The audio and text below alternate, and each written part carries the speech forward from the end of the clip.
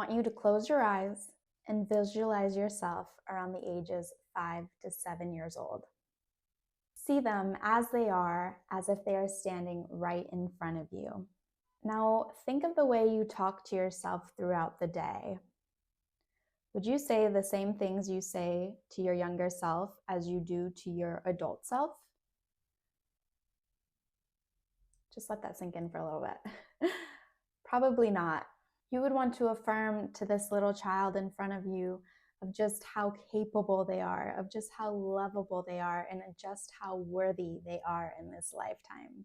This is a great exercise to do anytime you start to feel you're being too hard on yourself or you feel you are lacking some form of self-love. This kind of, anytime I use it, just snaps me right back into loving myself and reminding myself, oh yeah, like I wouldn't say this to a little child or my inner child. Why would I say that to myself now? It's just not, it's not right. Self-love is an action that you take daily. It's not just a feeling, but it's an action that you can take and implement in your life to provide yourself what it is of loving yourself. Self-love is an action you take daily by showing up with yourself with trust, commitment, care, respect, knowledge, and responsibility. These are just some of the few keywords when it comes to loving ourselves. Just as you would in a healthy romantic partnership, and just as you would want your partner to show up for you, that's how you have to start showing up for yourself in your own life. From the book 6 Pillars of Self-Esteem by Nathaniel Branden, he talks about ways to overcome this low self-esteem and this low lack of self-love for oneself. Here are the 6 pillars of self-esteem. Practice living consciously. This to me means being aware of what you do like and what you don't like, being aware of what makes you happy and what doesn't make you happy. Self-acceptance. Self-acceptance is being okay with where you are at, exactly how you are. We are forever a work in progress. We're never going to get to this ultimate state of being, because once we get to that goal, we're never going to be at the end of being like an amazing, perfect human being, because once we've achieved a goal that we want to get to, there's always more that we can improve on and more we can better on ourselves. And this isn't a negative thing, it's just life. We're just always constantly evolving and we're always improving. So it's important to just focus on ourselves as we are now and still loving ourselves as just being a work in progress. Self-responsibility, taking care of your needs, your health, and your well-being.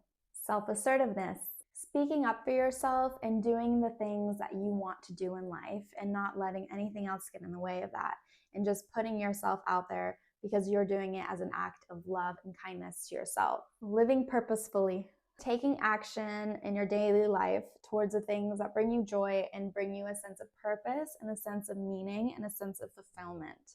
And last but not least, personal integrity. Having a code of ethic for yourself, having your own values, your own morals, and living up to those things that you believe in.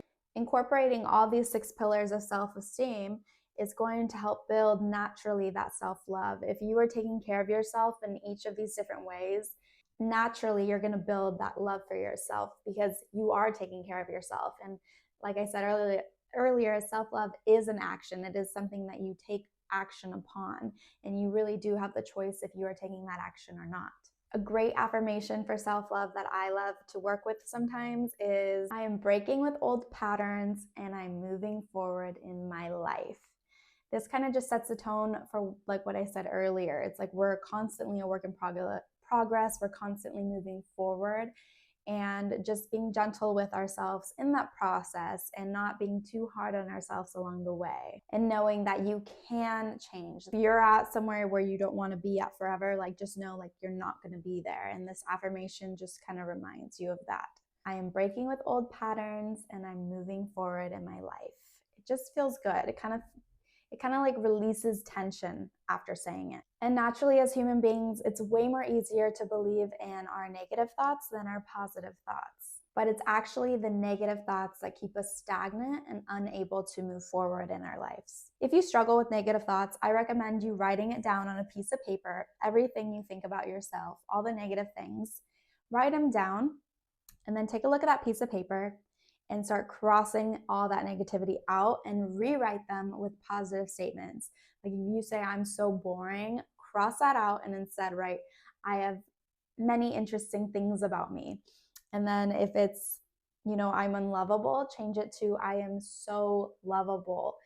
And rewrite everything negative you think about yourself into a positive version of that negative statement. The next thing I want you to do is to take that list of positive aspects now and record yourself saying those affirmations. Once you have the recording, you can start listening to it morning and night. Those are the times it's best time to rewire your thoughts in your brain. Prime time for visualization, prime time for manifestation, prime time for affirmations, morning and night, right? So, and start listening to those affirmations, those new affirmations that are built in with love rather than the negative self-talk. I find this is the quickest way to rewire your brain because it will become a habit. Because if you're listening to it morning and night, those thoughts are going to come up much more quickly than the negative self-talk. And I find that when I do listening to these kind of recordings and I do have a negative thought, I'm more quick to realize, hey, that wasn't very nice, and I can shift it immediately. It's just about being more conscious and aware of the things we do say to ourselves because it does have an impact on us.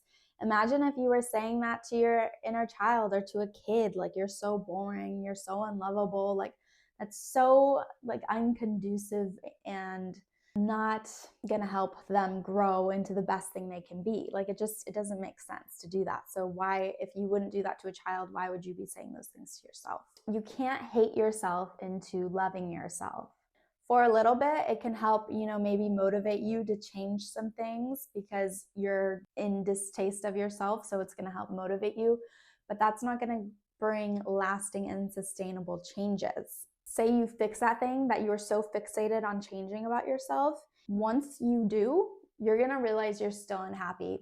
You're going to realize, oh, wow, I have more things I can change about myself. And then you're going to get into this perpetual cycle of just disliking yourself. And it's going to be ick. It's going to feel so crap. And you're not really going to make any differences. You're just going to keep using hate as a way to motivate yourself. But it's so unsustainable. You're just going to keep finding things that you don't like about yourself, keep picking on yourself, and I guarantee you there will just be one after the other. And if you can't accept yourself as you are now and find that love for yourself as you are now, you're not going to find it once you do fix that thing you so desperately want to fix. When you aim at upgrading your life through eyes of love rather than hate, that's going to be way more sustainable. That's where true change can really happen for the better. When you start to love yourself, you will naturally make decisions that will feel good for you and that will encourage positive habits rather than using these new habits you're trying to form as a way of punishment. And an example of this is, say you're trying to grow your behind because you think your behind is too petite or whatever. So you're pushing yourself, you're going to the gyms and you're doing it with this feeling of dislike for yourself until you reach that certain goal. That's you punishing yourself. That's you resisting your own self and your own looks. And it's just, versus if you see your body how it is now and you accept it as it is and you love it, and instead you're like, I would like it to look more like this, that's okay to have that goal, but coming into it with love and, planning those days you go to the gym and doing the workouts, but not pushing yourself to oblivion until you get those results and saying to yourself and withholding love from yourself until you look that certain way, but rather loving yourself as you are now and loving yourself in the process of getting to where you want to be, and then loving yourself when you do get that thing anyway, because you had love for yourself the whole time. Self-love at the end of the day is really self-respect. If you love yourself, you're going to make choices that naturally are just better for you and better aligned for you. And to eat better because you want to nourish your body, naturally want to move your body more because it does feel good. You'll start taking inventory of the people in your life and seeing which ones are working out and which ones maybe aren't. Another thing to do while cultivating more self-love for yourself is to realize your home is your sanctuary. And that's a great way to physically start implementing more self-love for yourself. It doesn't matter if you have an apartment, a home, a room in a flat, whatever space that you have that's yours, put the intention of bringing love into that space. Having only things that bring you joy or make you happy into the space. Having things in your room that remind you of being loved and having love. Your home at the end of the day is your sanctuary, and it's where we start our day and end our day. And it's really important to infuse it with love, because doing this will just make home that much sweeter if we do infuse it with that, instead of feeling cold or not warm, or you're seeing things that you don't like but you're keeping and it's full of clutter, versus having things you love in it, and it's decorated in a way that makes you happy and it brings you joy, and having things that make you feel relaxed, soft, comfy blankets, nice mood lighting. Like, all these things are great ways to bring in like this feeling of just love in your space. Give yourself the love that you're often dreaming of receiving from others. Do not expect to receive the love from someone else that you do not give yourself. A silly example: you hate your nose, okay? And you feel like you won't love it until you find the right person. And when you find that person, they're going to love your nose exactly how it is, and you both can live happily ever after. But let's say that relationship ends and that person leaves, and that love, he takes the love, or they take the love of your nose with them, right? And then you're stuck with you again and how you don't like your nose. Well, that's a really shaky ground for self-love, right? Because did you ever really heal that wound, or were you just expecting another to fulfill that need for you? That gives somebody else way too much power over you and your self-image. Now, something I do if I'm struggling with a part of my body that maybe I'm not loving is to focus on the function that it does for you. So say in this example of the nose, like, just be grateful you have a nose. Be grateful that you can smell. Your nose also allows you to breathe, one of the greatest functions of life, to be able to breathe. Not only does the breath relax you and soothe you, but it keeps you alive. So it's like, if you find something you're insecure about, it's like accepting the function of it. Like, thank you, nose, for letting me breathe. Grateful for the functionality of it rather than just for the looks and the vanity of it. That will be a great way to kind of slowly shift the mindset of accepting your nose exactly how it is. And there was this trend going on, people showing their noses or their ears or something about them that maybe they were insecure about, but then they saw a picture of like their ancestors or somebody in their family has the same kind of shape of the nose or the ears or whatever, and they felt love for that, because it's like, that's a connection you have with your family line, like the way you look. And it's a beautiful way to look at, our features. We're all unique. We don't need to all look the same and have, the same features, because each and every one of us have these distinct, unique features that we did get passed down to us from our ancestors. And that's also a beautiful thing and a great perspective to change the way you look at yourself. If you're struggling to find love for yourself, look outside of yourself. And I don't mean to go out and chase people and beg for love. I mean rather give love, okay? When we are so in our own worlds and we get so caught up in things we don't like about ourselves, whether it's our personality or our looks, it's really consuming and it can take up your whole mind. But when you can take your attention off of yourself and rather look outside of you and see, what ways can I give to those around me the love that I want for myself? It will change everything, because you'll be less focused on, oh, I'm so horrible, blah, and you'll start focusing on, oh, this person, I love them. Doing acts of kindness for those you love in your life. Writing thank you letters is a great way. Maybe making lunch for somebody. Like, acts of kindness that doesn't require them to give anything to you back, but rather you're just doing it from the kindness of your heart. And thinking of at least one thing you can do every day that would show kindness to another, whether it's an affirmation like, oh, you look so great today, and actually mean it when you say it. Don't just say it, right? You want to mean your words.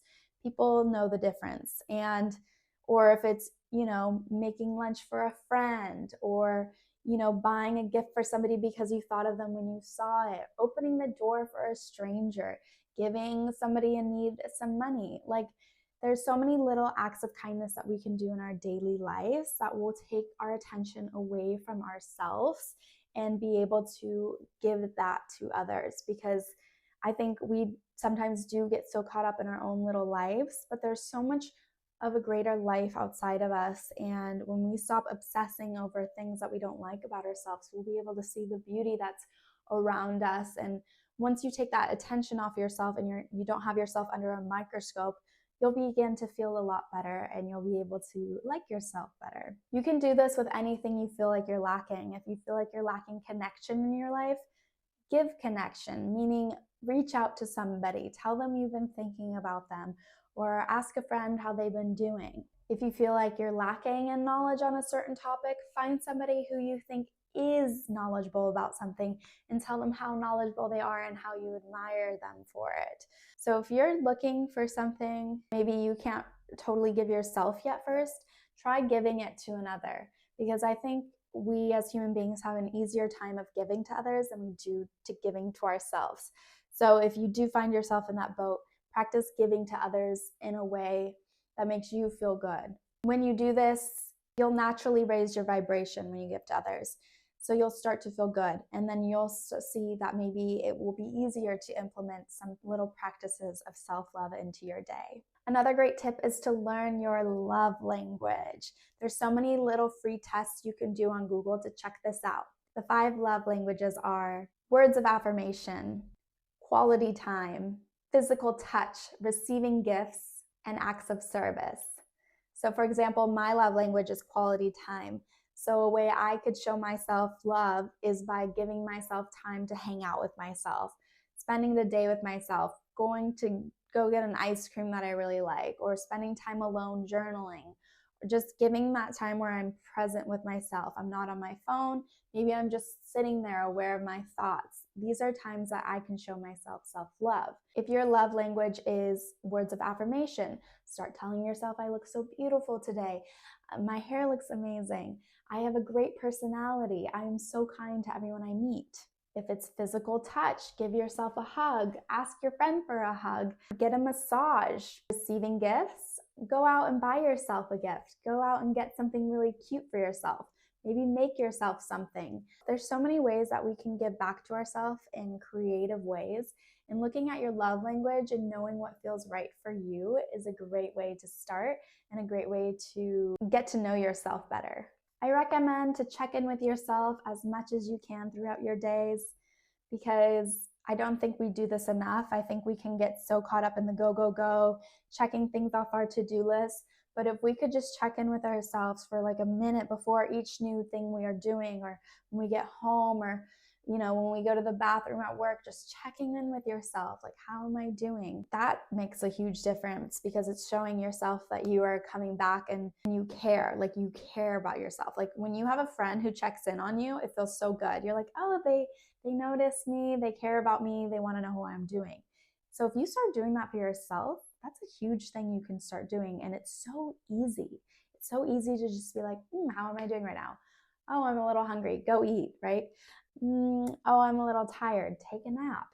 Oh, there's just so many little ways that if we just ask ourselves how we're doing, if we're just checking in with our needs, we can start to take care of ourselves and show ourselves that self-love. It's not super complicated, and you don't need anything fancy to do it. You can just start by asking yourself the simple question, how am I doing? And a little tip that's helped me along my way is whatever is for you is going to make you feel lighter. You're going to feel good with the thought of it. And this goes with taking action, but it also means things I'm telling myself. Because if I'm telling myself, oh, I'm so ugly, that feels heavy. That doesn't feel good, because it's not true and it's not kind to myself. It's not right. But if I'm telling myself, oh, I'm so gorgeous and intelligent and capable and amazing, like I instantly feel good just saying that, even just to make this video. It's just, I feel good. It's just, it raises your vibration and it feels light and it feels open. And that's how it feels when something is right for you and true for you. Because whatever is not true for you or right for you, it's going to feel heavy. It's going to feel ick. That is not the life we were meant to live here. We're meant to feel good. We're meant to have good days. We're meant to expand and be open. And rather, if you're feeling resistance over something, there's probably a reason for that, because it's probably one, not true, and two, not conducive to your well-being. Having self-love is a daily choice and is an action that you can either act upon or ignore. It's up to you how much love you give yourself. You are in your own hands when it comes to self-love. Ask yourself this: what would someone who loves themselves do? I know I've shared this in another video, but that one question just brings everything home. What would someone who loves himself do?